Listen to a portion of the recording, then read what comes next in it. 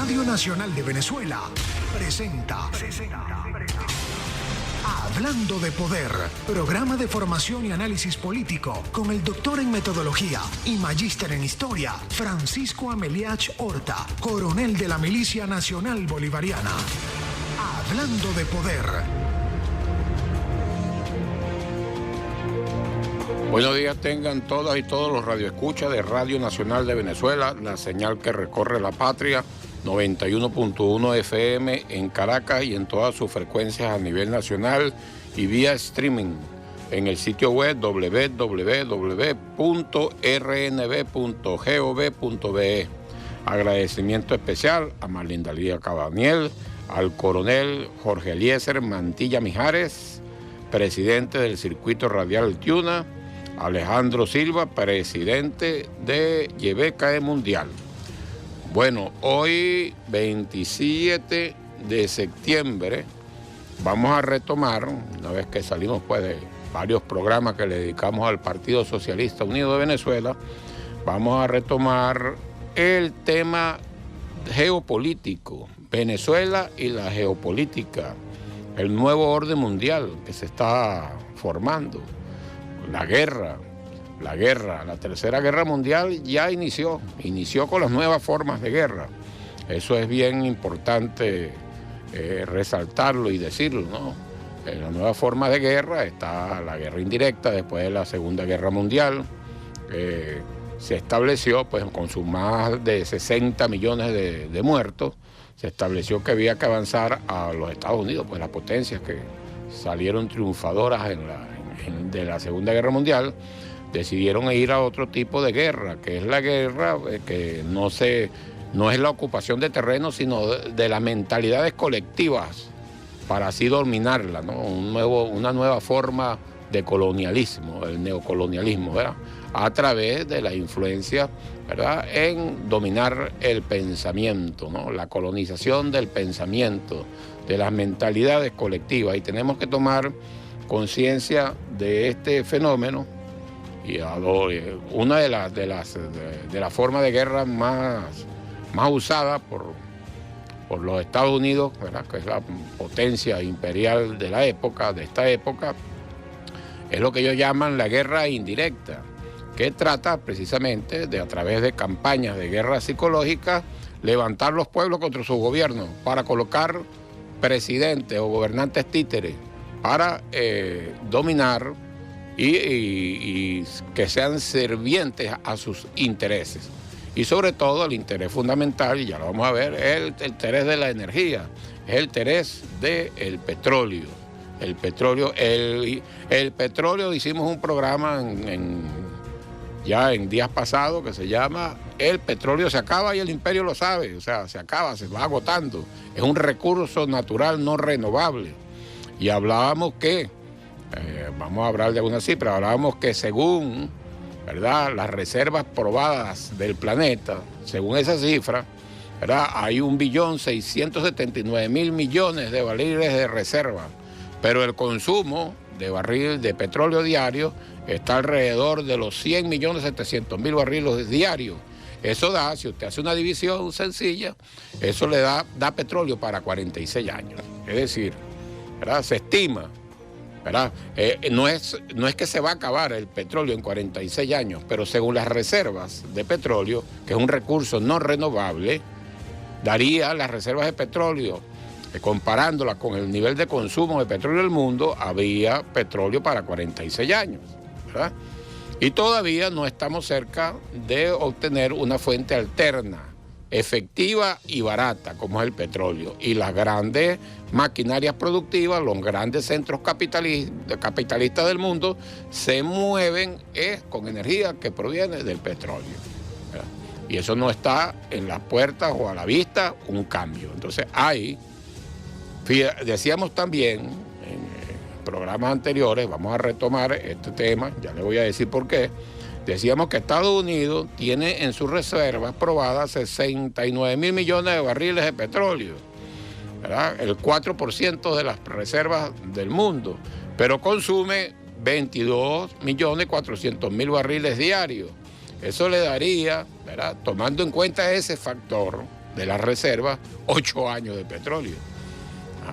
8 años, 46 años, 50 años en la geopolítica son segundos, no es nada, ¿verdad? Entonces ellos necesitan, el imperio necesita alargar su tiempo de petróleo, vamos a llamarlo así, esos 8 años, lo necesitan alargar, mientras que buscan una forma alternativa de energía, que no está a la vista.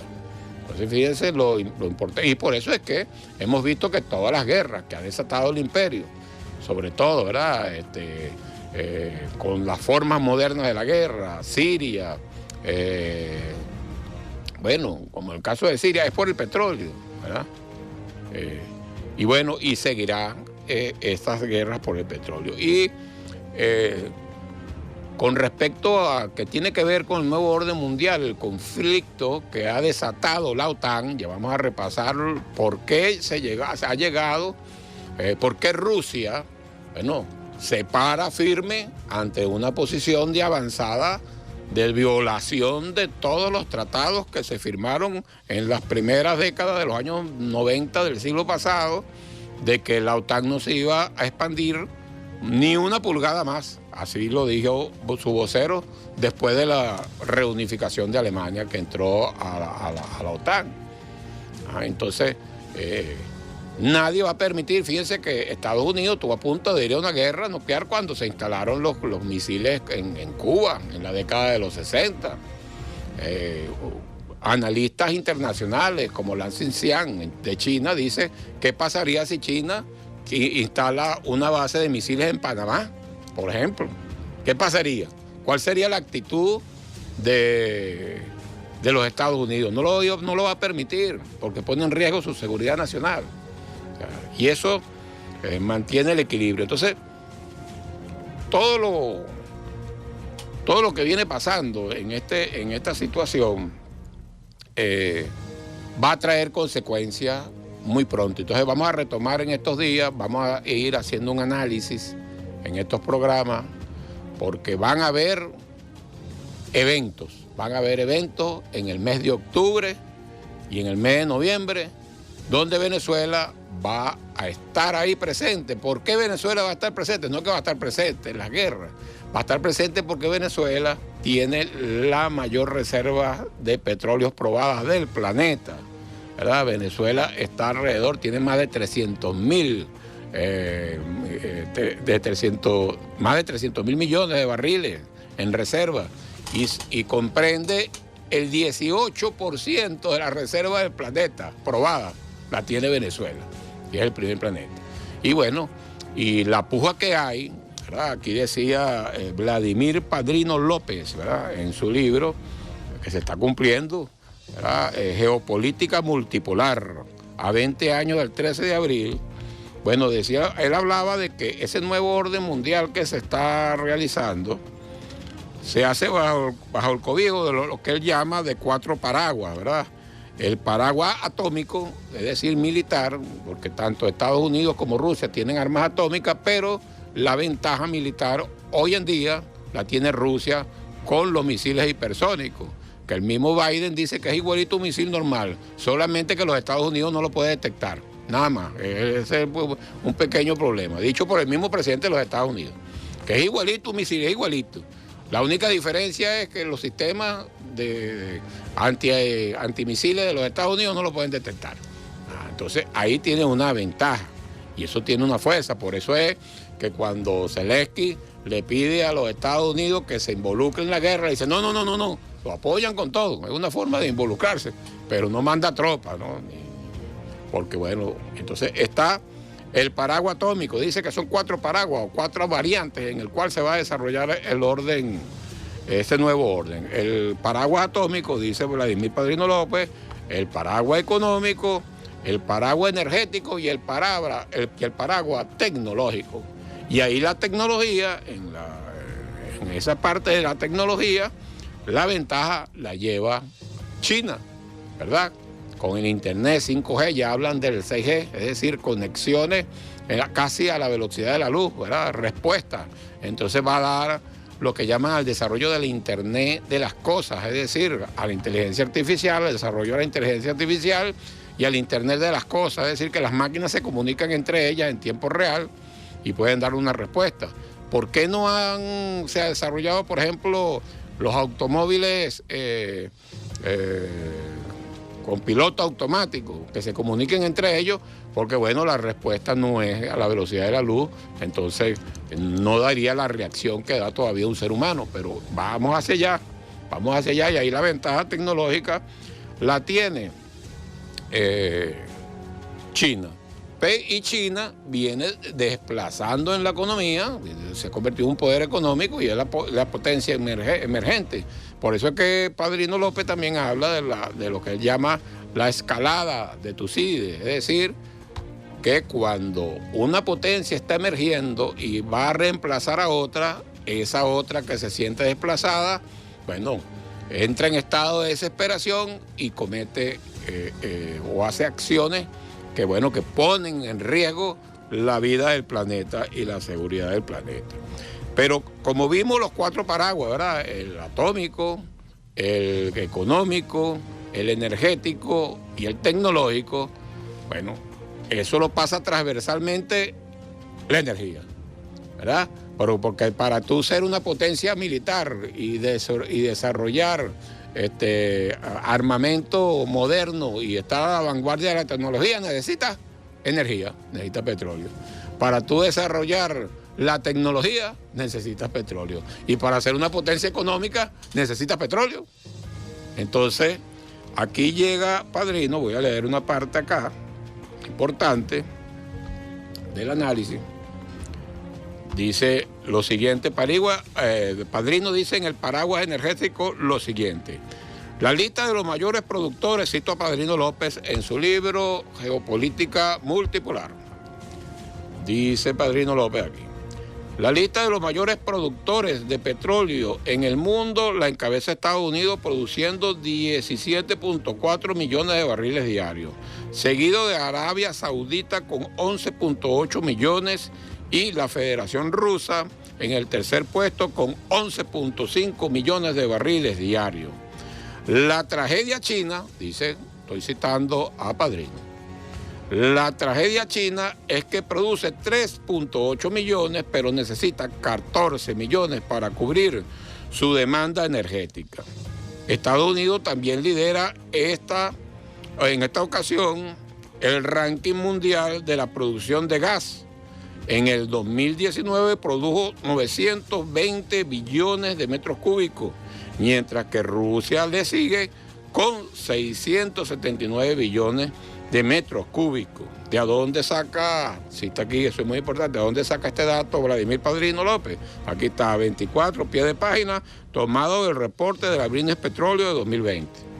Es importante para que dice, bueno, ¿dónde saca Padrino? Bueno, Padrino hace aquí como buen académico, hace su referencia a dónde saca el dato. Y sigue diciendo Padrino. Esto es bien importante y ve, mientras tanto vean ustedes a Venezuela con las primeras reservas de petróleo del mundo. Sigue diciendo Padrino: en este orden de ideas se visualiza el talón de Aquiles de la China, su debilidad energética que se extiende por la ausencia de producción de gas. Apenas comienza a producirlo a partir del hielo combustible bajo el mar de China meridional, pero en insignificantes cantidades y se abastece comprándole a Rusia y a países árabes. Por eso busca suplidores alternos, para lo cual Venezuela es sin duda una posibilidad. Consecuente con estas cuantiosas demandas petroleras, China motoriza el sector generando riquezas globales. Es decir,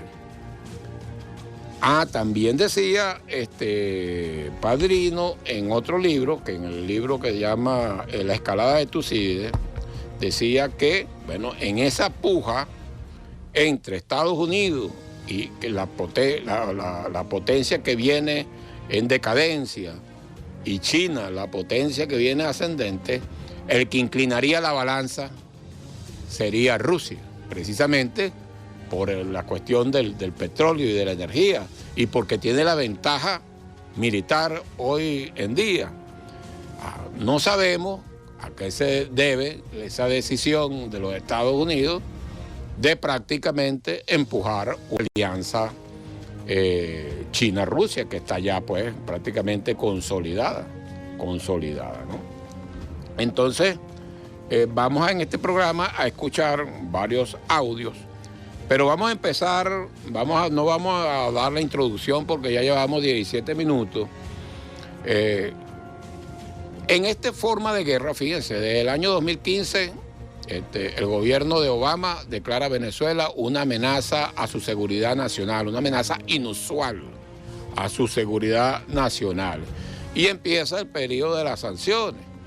Esas sanciones ya, aunque se llama, es una forma de guerra indirecta, pero es mucho más abierta. O sea, una guerra indirecta estatal, porque ya en las nuevas, los de la doctrina militar estadounidense hablan de la guerra indirecta estatal o no estatal. ¿Qué quiere decir guerra indirecta estatal? Es decir, quiere decir que se hace, así lo dicen los manuales gringos, se hace a través de connacionales, de quintas columnas, infiltrados en este caso en Venezuela, ¿verdad? Pero con apoyo abierto de los Estados Unidos. Entonces es una guerra indirecta estatal, porque ahí comenzó como una guerra indirecta no estatal, es decir, por lo menos hasta el 2015 guardaron la fachada y entonces lo hacen a través de ¿qué?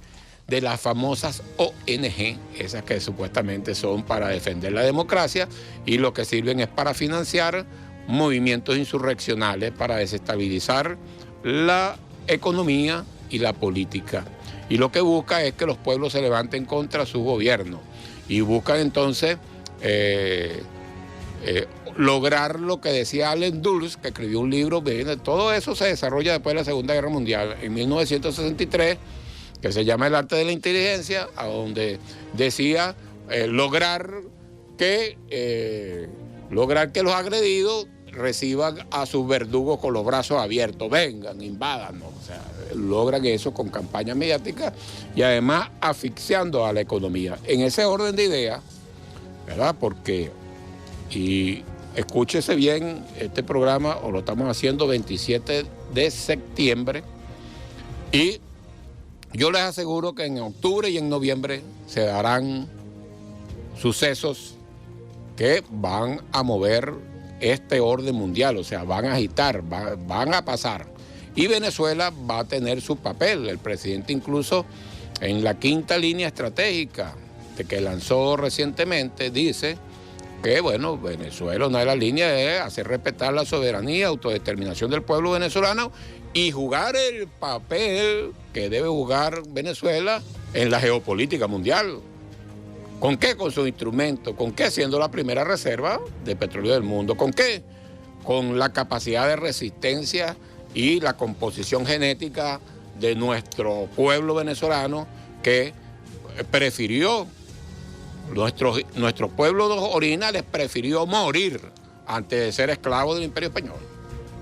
Y aquí eso no ha cambiado, eso está, incluso hay unos estudios sobre la genética que se hicieron en el IBIT, donde el 75% del componente genético del Venezuela, 75-80% es de nuestros pobladores originarios. Solamente después viene como un 9% de los pueblos africanos y como un 3% de europeos. Esa es la composición genética del venezolano, según la investigación del IBIT. Voy a traer esos datos precisos, quién fue la que desarrolló para el próximo programa, que lo vamos a dedicar a hablar sobre la élite del poder y el control del petróleo mundial, que es lo que movió, o sea, ¿qué pasó? Uno de mis peticiones que yo he hecho pues a los ministros de educación que han pasado por ahí, lo seguiré haciendo, es que en las escuelas, en los liceos, debe estudiarse la historia del siglo XX venezolano en el contexto mundial, porque todo lo que está pasando ahorita tiene que ver con la aparición del petróleo, ¿verdad? A principios del siglo pasado, del siglo XX. ¿verdad? En 1901 se hicieron grandes descubrimientos de yacimientos petrolíferos en el Medio Oriente y en Venezuela. Y en 1907 la gran potencia imperial de la época, que era Inglaterra, decidió cambiar de su fuente de energía de carbón a petróleo. Y ahí empezó todo, de carbón a petróleo. Y en ese año de 1907, porque también se consiguió petróleo en 1901, grandes yacimientos en los Estados Unidos.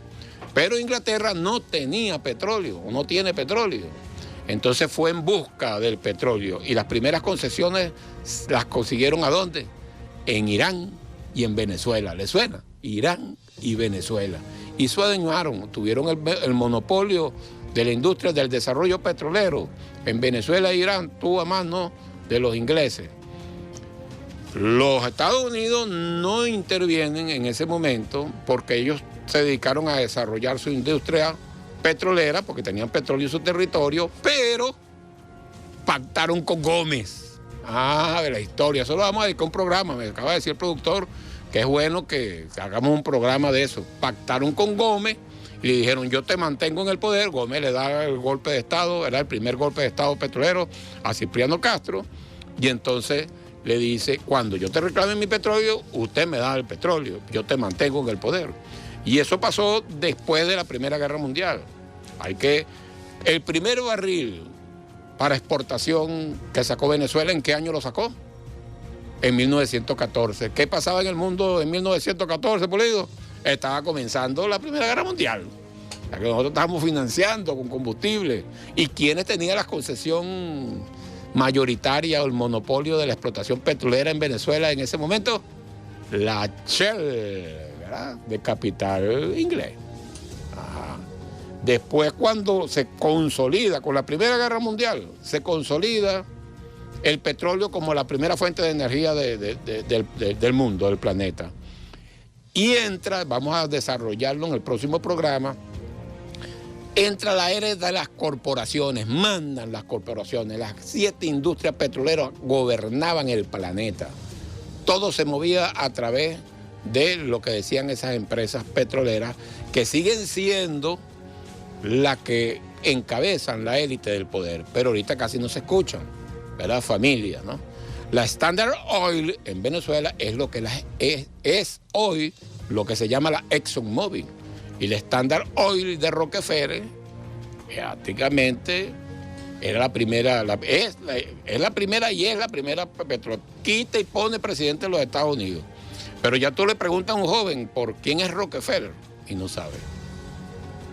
Y está vivo y tiene el mismo poder que toda la vida. O sea, la élite del poder son los que mueven, el poder económico mueve los hilos de Estados Unidos y Europa.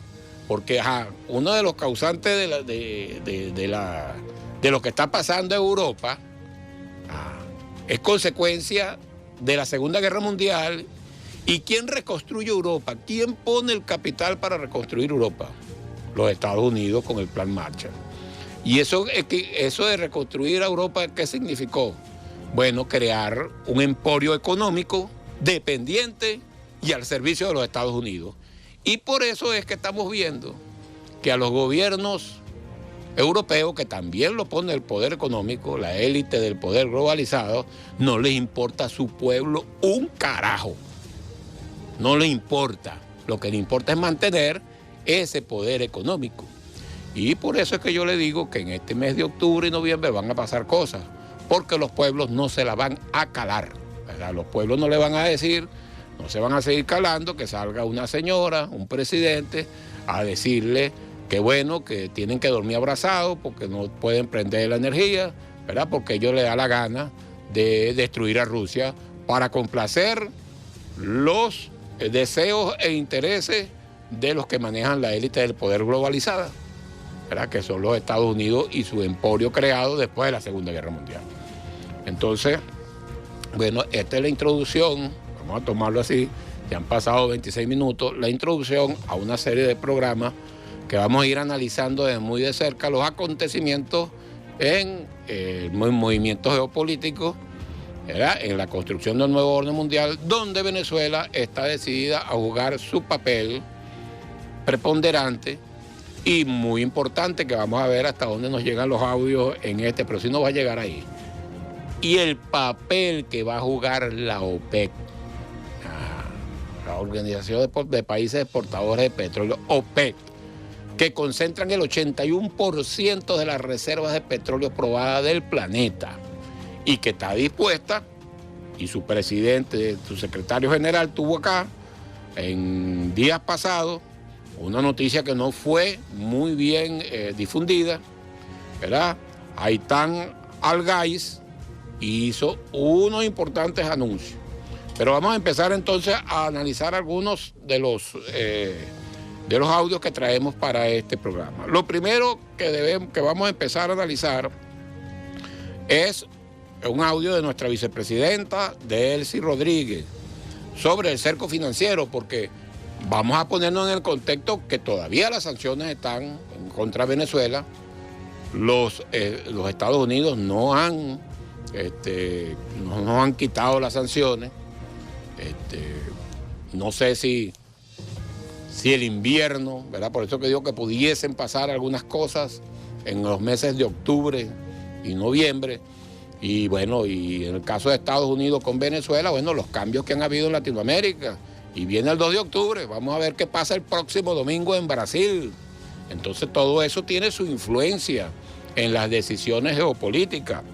Pero lo que sí es una realidad, y el pueblo debe estar consciente cada día de esa realidad, es que nosotros estamos bloqueados todavía y ese bloqueo económico ha causado un gran daño económico al país, por un lado, pero también ha hecho que Venezuela entre a una nueva época, porque lo que no lograron algunos gobiernos que intentaron hacerlo, que es salir de nuestra dependencia del petróleo, lo logró los Estados Unidos con Venezuela y nuestro pueblo ha emprendido, ha resistido. Pero ahí están las sanciones con el gravísimo daño que nos han hecho y vamos a escuchar entonces a la vicepresidenta Delcy Rodríguez hablar sobre el cerco financiero.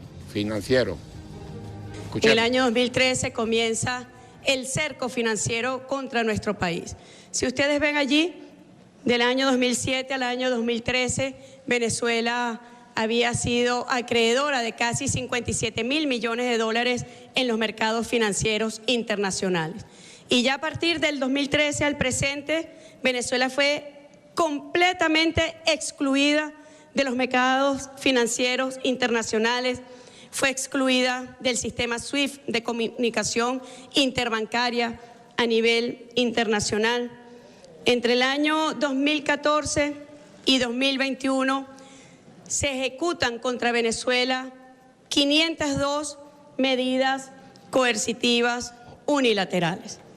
Es importante estudiar y por eso existe el Observatorio de las Medidas Coercitivas Unilaterales, estudiar el sistema de sanciones, porque podemos hablar de 502 medidas coercitivas unilaterales directas, la mayoría de ellas concentradas en finanzas públicas un 25%, en petróleo un 22%, en las instituciones gubernamentales un 18%, en su conjunto buscaban no solamente la asfixia financiera, económica del país, sino la paralización total de las instituciones gubernamentales.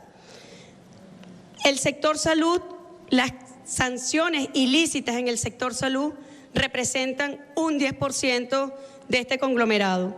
Alimentación 7%, transporte 5%, sector privado 7%, entre otros sectores como los servicios públicos duramente afectados. Bueno, ahí está claro, un cerco financiero para buscar matar de hambre al pueblo y buscar entonces que se debiliten las instituciones de la República y buscar entonces todo eso combinado y buscar que un pueblo sale a la calle, ¿verdad? Se pusiera contra el gobierno y tratar de buscar una fractura dentro de la Fuerza Armada Nacional Bolivariana, que bueno, que se mantiene fuerte. Esa es la intención. ¿Para qué? Para adueñarse del petróleo. Pero escuchemos a Delcy Rodríguez a ver entonces del costo de intermediación. Cuando logramos colocar un barril de petróleo, ¿cuánto nos cuesta? Escuchémoslo. Un aspecto muy importante que poco se conoce y es en el aumento de costos financieros de intermediación. Al estar Venezuela excluida del sistema formal financiero internacional, los costos para la movilización de recursos financieros pueden alcanzar hasta un 20%. Queríamos traer estos números para que nuestro pueblo tenga conciencia de la barbaridad, de la barbarie, de lo salvaje que puede representar este bloqueo criminal contra nuestra patria. Cuando Venezuela vende el crudo venezolano, y eso lo sabe muy bien el vicepresidente de Economía, Tarek El Aissami, nuestros costos de venta representan un 25% del precio del crudo. Un 25%, escúchese bien, tiene que pagar Venezuela para la venta de su crudo. Eso quiere decir que $1 de $4 se destinan para cubrir pagos de movilización y de comercialización de nuestro petróleo. Pero además, como lo decía, una vez recibido el pago, los costos para la movilización financiera pueden llegar a alcanzar hasta un 15%. Es una barbaridad, es una nueva industria que mediante el ropaje de sanciones sencillamente significan la apropiación ilegítima de los recursos de un país. Cuando vemos la progresión de dónde venimos, de los ingresos de Venezuela, en el año 2014 Venezuela tuvo como ingresos directos, líquidos, 39.636 millones de dólares. Es una cifra que se dice fácil, pero peor es la cifra cuando vemos que en el año 2020 esto alcanzó apenas 743 millones de dólares. Se había consumado así uno de los peores bloqueos que ha conocido la historia republicana de nuestra patria. Un verdadero sabotaje económico, una violencia económica que afecta como forma de castigo colectivo a todo el pueblo venezolano. Bueno, imagínate, un bloqueo criminal, o sea, un costo de venta de nuestro petróleo de 40% prácticamente, ¿verdad? 25 más 15, 40%, ¿no? Entonces, en el 2014, fíjense esta draft, divide ahí, para que vea cuántas veces más, en un año, divide ahí, Pulido, la calculadora, divide 39.600 entre 743. 53.29. ¿Ah? 53.29. O sea que del año 2014 al año 2020, o sea, en el año 2020 ingresaron al país por venta del petróleo 39.600 millones de dólares. Y en el año 2020, 743. Eso es 53 veces menos de lo que entró en el año 2014. Bueno, y hemos resistido. Y todo eso, todas esas sanciones, todo eso es por el petróleo, ¿verdad? Porque fíjense la cifra, yo le vamos a recordar esta cifra. Estados Unidos tiene sus reservas petrolíferas, 69.000 millones de barriles, pero consume 22.400.000 diarios. Eso es petróleo para 8 años. Si Venezuela le suministrara petróleo, le alargaría eso a unos 30 años aproximadamente, si le suministrara el petróleo a los Estados Unidos como le venía suministrando. Pero entonces, esa es otra cosa que hay que sacar como conclusión y estar los hermanos militares, estar pendientes, todo el pueblo venezolano estar pendiente, porque todo indica que los Estados Unidos necesitan el petróleo venezolano. Entonces, vienen por él, por la mala o por la buena. Han intentado por la mala y no han podido. Deberían intentar por las buenas, porque el gobierno del presidente Nicolás Maduro y los venezolanos y las venezolanas hemos lo dicho, nosotros tenemos el petróleo que ustedes necesitan, pero en una relación justa de respeto. ¿Verdad? Ustedes no son más que nosotros, los Estados Unidos. Somos estados y Venezuela es un estado históricamente soberano que lucha y pelea por su independencia, por su soberanía. Entonces, bueno, ahí está ese hecho. Y todo es por el petróleo. Y Venezuela está dispuesto a jugar el papel que le corresponde en la geopolítica mundial, ¿verdad? Así lo ha hecho desde tiempo de Chávez. Y todo esto, ¿verdad? Todas estas agresiones de los Estados Unidos es porque los Estados Unidos quieren adueñarse de petróleo. Pero Venezuela, bueno, va a cumplir su papel y en Venezuela cada día vamos a estar o estamos unidos, ¿verdad? Primero, hay una unidad interna de los que compartimos la visión de un mundo multipolar, que está en la Constitución de la República Bolivariana de Venezuela, ¿verdad? Que es la idea, una de las ideas fundamentales de la Revolución Bolivariana. Pero me voy más allá. Ya estamos en vía de lograr la unidad nacional por el respeto a la soberanía. Y eso puede ser un buen título para la nota. Estamos en la vía de lograr la unidad nacional por el respeto a la soberanía nacional, que es un elemento fundamental de la democracia, de la política. La política es un proceso de integración de la sociedad a un proyecto político que se da en base a relaciones de poder, ¿verdad? Porque relaciones de poder divulgar, de poder adherir a tu idea a los demás con argumentos. Pero en democracia esa lucha política que se da en base a relaciones de poder debe lograr dos cosas. Debe lograr mantener la paz y respetar la soberanía nacional. Son dos cosas que no deben unir. Yo creo que sí, vamos pulidos en vía de lograr la unidad nacional con dos banderas, la paz y la soberanía nacional. Nadie, ningún venezolano puede estar de acuerdo que se perturbe la paz de la República. Ningún venezolano y venezolana puede estar de acuerdo que nosotros seamos esclavos de otro país o de una potencia extranjera. Entonces, esos son dos puntos que yo creo que vamos a... Mire eso, vamos a decir que lo que hicieron con monómeros, ¿no? Ahí está, pues, lo destruyeron. O sea, es una locura. Pagarán en esta vida y en la otra ese crimen cometido contra el país. Pero escuchemos a Chávez, que nos hace la introducción de por qué Venezuela va a jugar su papel y cómo lo va a jugar en el concierto de las naciones, ¿verdad? En la geopolítica mundial. Escuchemos a Chávez. Porque este país, nuestro país, bueno, no es Rusia, no es una gran potencia, no es China, pero bueno, tiene una importancia, una importancia grande. Si lo vamos a ver por el lado económico, la primera reserva de petróleo de este mundo. Cuando se acabe el petróleo en casi todo el mundo, que para allá vamos, eso podría ocurrir quizá a finales de este siglo. El petróleo ha comenzado a escasear en buena parte del mundo. Cuando se acabe el petróleo en este mundo, quedarán 5 países todavía con reservas importantes: Rusia, Irán, Arabia Saudí, Irak y Venezuela.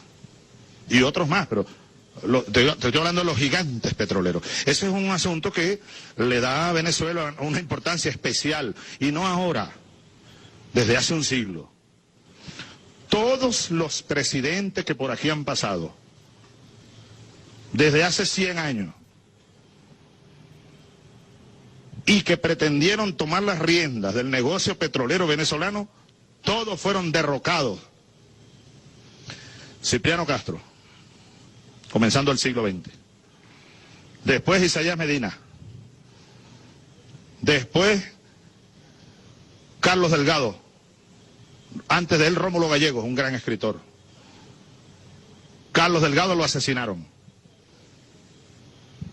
Y yo, derrocado. Y la causa fundamental, el petróleo.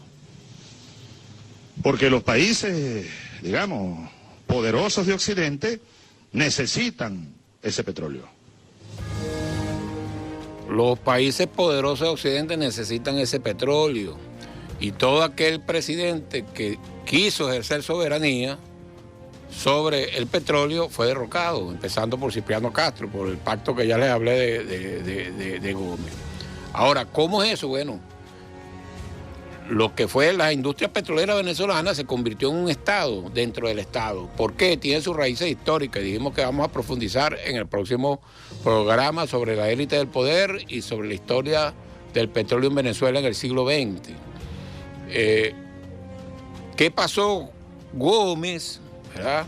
Juan Vicente Gómez, trajo las transnacionales petroleras y la inversión fue de 100% de industria petrolera. Esas transnacionales entraron con el 100% del capital. No hubo asociación con el Estado ni con ningún privado. No hubo. Entonces, ahí también hay otra consecuencia histórica fundamental a analizar. Se creó una burguesía parasitaria. ¿Por qué? ¿Qué pasó? Eso transformó, hubo un cambio de época, fíjate. A finales del siglo, el presidente habla de un cambio de época ahorita porque salimos del rentismo petrolero. Pero a principios del siglo pasado, ¿verdad? Del siglo XX, Venezuela, su principal economía se movía a través de la agricultura y específicamente dos rubros, café y cacao. Y entonces, por eso que hablábamos de los grandes cacaos, se habla de los grandes cacaos, los que tenían la fortuna, los terratenientes. ¿Qué pasó? Que entraron estas empresas transnacionales con capital 100% extranjero y no pudieron entrar al negocio petrolero. Perdón. Entonces no pudieron entrar, hubo una entrada de dinero al país que no se lo imaginaron, o sea, era algo extraordinario. Y entonces, ¿qué hizo los que tenían el dinero y el capital, los grandes cacaos, ¿verdad? Los grandes terratenientes? Bueno, se dedicaron a dos cosas. Entró dinero, yo te lo guardo, y crearon los bancos. Se dedicaron entonces a la actividad bancaria. Y después, tú necesitas un tubo, un chip, yo te lo traigo. Y a la economía, al comercio de puerto, ¿verdad? Entonces se creó, todo venía de afuera, no hubo una economía productiva y todos vivían de la renta petrolera. Se creó esa época, ¿verdad? De la primera, vamos a llamarlo así, sobre todo la segunda década del siglo pasado, hasta ahorita. Hasta ahorita el bloqueo que Venezuela sale, supera el rentismo petrolero y entra en una nueva época. Y eso es bien importante decirlo, ¿verdad? Y decía Federico Engel que los grandes cambios, ¿verdad?, políticos y sociales, su causa última es el cambio de las bases económicas, de lo que produce una sociedad, cómo lo produce, qué produce y cómo lo intercambia. Eso genera un cambio de pensamiento. Y el cambio de pensamiento es lo que marca una época. Y por eso es que el presidente Nicolás Maduro habla de la 3R.net, ¿verdad? La nueva época de transición al socialismo, porque nuestra base económica cambió, ¿verdad? Ya no se basa en el rentismo petrolero, pero sin duda alguna el petróleo es un factor fundamental para el desarrollo del país. Y le voy a poner algo práctico. Todos desearíamos, ¿verdad?, el aumento, ¿verdad?, del salario en los empleados públicos, ¿verdad? Pero ¿cómo lo hace si Venezuela no está percibiendo? O sea, el país como nación no percibe recursos, no lo puede hacer. Entonces tiene que rescatar el rescate de nuestra industria petrolera, ejercer la soberanía sobre nuestra industria petrolera, volver a recuperar la producción y llevarla cerca de los 3 millones de barriles diarios, va a permitir que nuestros trabajadores tengan un salario justo, el que se merecen. Pero es por la guerra que no lo tienen, no es por falta de voluntad política, es que nos tiene una guerra, el imperio tiene una guerra contra Venezuela. Y una de las cosas de sus objetivos principales es la manipulación del inconsciente de los trabajadores y las trabajadoras venezolanas, ¿verdad?, para que entonces logren aquello que decía Landul, reciban a su verdugo con los brazos abiertos, con la lógica del verdugo. Entonces no, Hay que estar consciente de eso. Hay que estar consciente de eso. Pero entonces fíjense, ya nos introdujo Chávez en cómo se mueve y se va a mover pues Venezuela, y que está dispuesto, pues, lo ha ratificado el presidente Nicolás Maduro en la línea estratégica número 5, a defender nuestra soberanía nacional, nuestra autodeterminación y jugar el papel que le corresponde a Venezuela en la geopolítica mundial. Pero fíjense, en estos días, precisamente el 14 de septiembre de este año, nos visitó el secretario general de la OPEC. Nos visitó en ocasión de cumplirse, más o menos en esta época, fíjese, en esta época, entre el día 26 de septiembre, ¿no? Y el 28 de septiembre ¿cuánto hace? Hace 22 años, se realiza en Venezuela la segunda cumbre de jefes de Estado de la OPEC y viene un relanzamiento de la OPEC que trajo la recuperación de los precios y hubo una nueva dinámica en la OPEC que estaba de alas caídas, ¿verdad? Porque estaba prácticamente entregada al mundo unipolar ese que domina los Estados Unidos. Entonces Chávez revitaliza a la OPEC. Y en ese sentido vino el secretario general de la OPEC, Haytham Al-Ghaiz, vino a visitar a Venezuela en el marco de cumplirse precisamente los 60 años de fundación, 62 años de fundación de la OPEC. Y nos lanzó unos mensajes bien importantes. El mensaje en conclusión, vamos a oír varios audios del secretario general de la OPEC desde Venezuela, pero también la OPEC, viendo las locuras, viendo lo que Padrino López habla en la escalada de Tucídides, que esa potencia herida hace cualquier cosa, invade a cualquier país. La OPEC dice, vamos nosotros a jugar nuestro papel también, no solamente Venezuela, sino vamos a jugar nosotros, que tenemos en nuestros socios, representan el 81% de las reservas de petróleo del mundo. No vamos a dejar que los Estados Unidos se dueñen de cualquier país de nosotros, de cualquier reserva de esa, y jugaremos nuestro papel. Entonces escuchamos a Haytham Al-Ghaiz hablar sobre la importancia del petróleo, ¿verdad? En este nuevo situación mundial. Escuchémoslo. El petróleo representa 33% de la mezcla energética de hoy y seguirá representando al menos 30% de la mezcla energética para el 2045. Hay que recordar estas cifras cuando hablamos de la importancia del petróleo y si agregamos el gas a la mezcla petrolera. Esto incluye 60% de la demanda global energética para el 2045. Digo estas cifras porque es importante.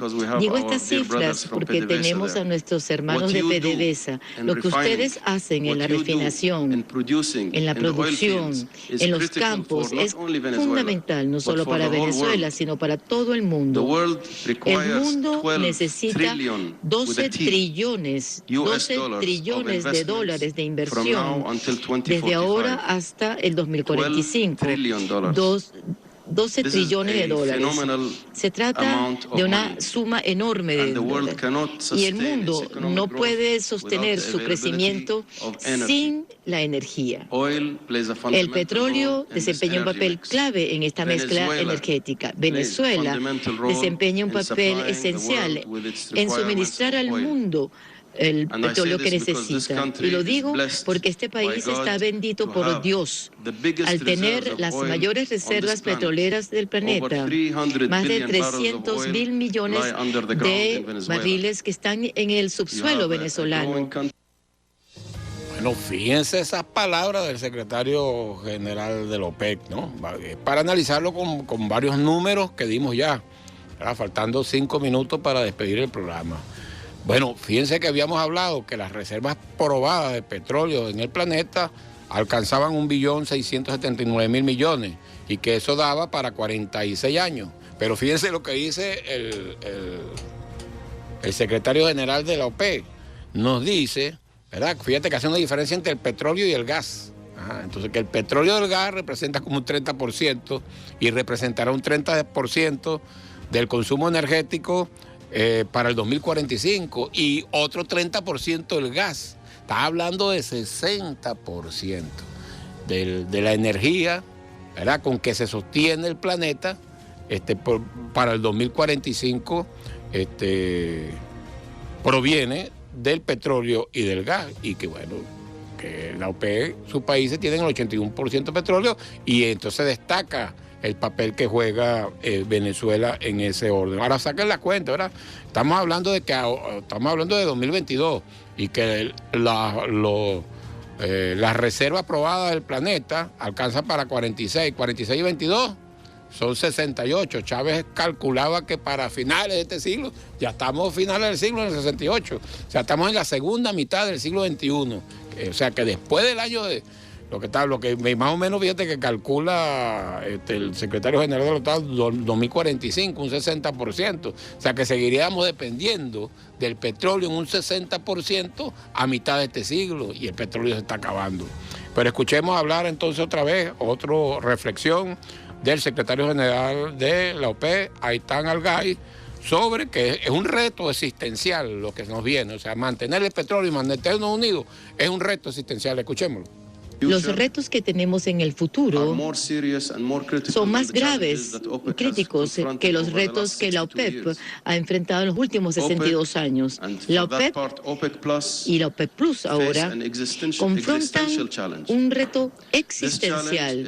Este reto tiene que ver con el uso futuro del petróleo y la mezcla energética. Tiene que ver con la transición energética y cómo esta transición va a llegar y cómo se va a alcanzar. Es importante esa transición, pero no hay una clara definición de lo que es la transición energética. ¿Qué significa esto para el petróleo? ¿Cómo el petróleo se utilizará en el futuro? Una cosa está clara, sin embargo.